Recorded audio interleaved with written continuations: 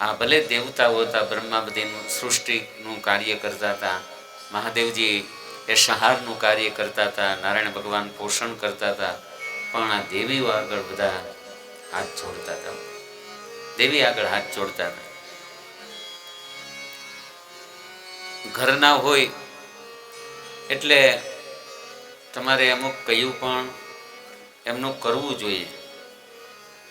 પણ તમને ખબર છે કે શેરીમાં રખડતો જે શ્વાન હોય, કૂતરો હોય, એને ઘેરે પાળેલો કૂતરો હોય, એને ગળે બેલ્ટ બાંધ્યો હોય ને અંબાવીભાઈ, તો એ બેયમાં ડિફરન્ટ હોય છે. કરવો એની ના નથી, પણ ઘેરે પાળેલો કૂતરો હોય એ જેમ તમારા ઈશારા ઉપર નાચતો હોય એવી રીતે કયું કરવાનું નથી. જો રામ ભગવાને કયું કર્યું સીતાજીને, હું કયું કર્યું તો કે ભાઈ હરણ મારે જોઈએ છે. એ કોણે કીધું હતું? સીતાજીએ કીધું. લેવા ગયા તો સીતા વગરના થયા.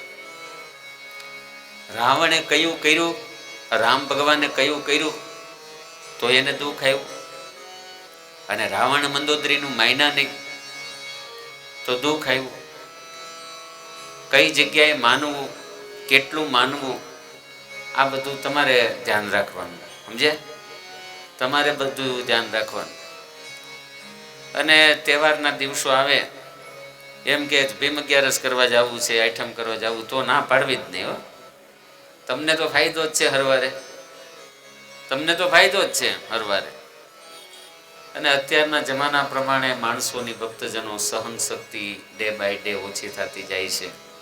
ઘેરે જવાની ના પાડો પિયરમાં તો ઘણી વખત અઘટિત કાર્ય કરી લેતા હોય છે.